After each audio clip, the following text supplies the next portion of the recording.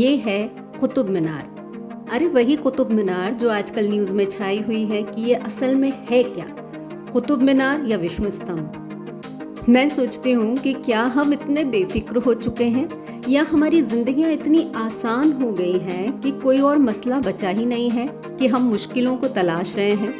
आ बैल मुझे मार, या फिर खूंखार बैल का ध्यान भटकाने के लिए जबरदस्ती लाल कपड़ा लहरा रहे हैं। एनीवे, मैं इस मसले पर कुछ नहीं बोलूंगी, नो कमेंट्स। ये सोचना आपका काम है, मैं बस आपको कुतुब मीनार की सैर कराऊंगी।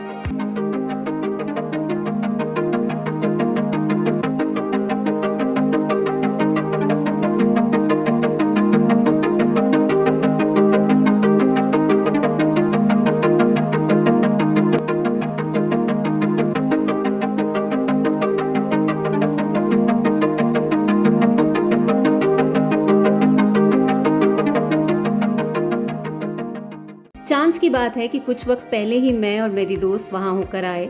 दरअसल हमें जाना कहीं और था, मगर वो गाना है ना, जाना था जापान पहुंच गए चीन समझ गए ना, तो हम भी पहुंच गए कुतुब मीनार। सालों बाद वहां जाकर बहुत अच्छा लगा।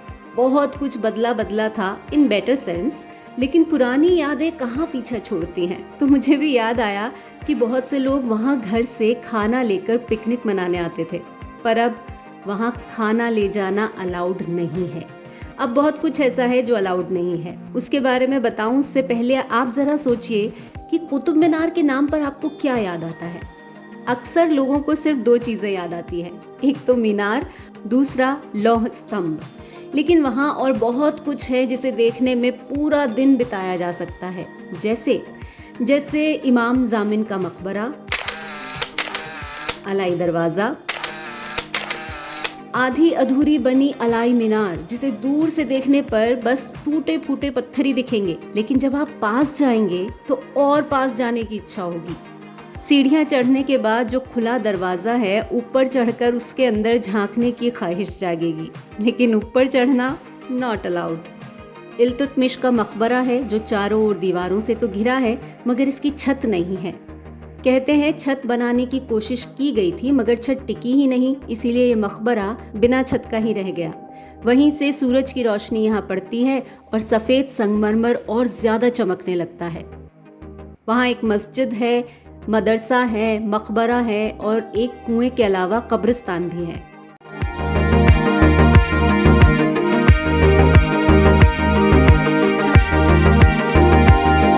साथ ही गार्डन एरिया में है सैंडरसन की सन क्लॉक, जिससे उस समय में वक्त का अंदाजा लगाया जाता था।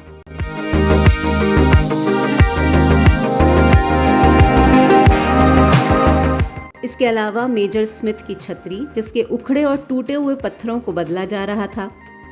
सालों पहले जब कभी आप वहां गए होंगे तो आपने भी कुतुब मीनार में लगे लोह स्तंभ से सट कर पीठ की तरफ से दोनों हाथ मिलाने की कोशिश तो जरूर की होगी।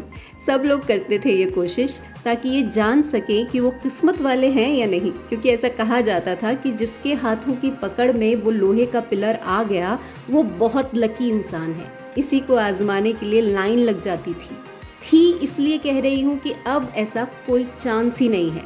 अब आप उसे छू तो सकते हैं, मगर उसके करीब नहीं जा सकते। लोहे की ग्रिल से उसे कवर कर दिया गया है। अच्छा, आपको पता है कि कुतुब मीनार धीरे धीरे एक एंगल पर झुक रही है? मुझे भी वहाँ जाकर पता चला। वहाँ किसी विभाग की एक टीम आई हुई थी, तो कुछ लोग वहाँ इंस्ट्रूमेंट्स लगाकर उसके झुकने की रफ्तार पर नज़र रख रहे थे। कुतुब मीनार की खूबसूरती अपने आप में बेमिसाल है।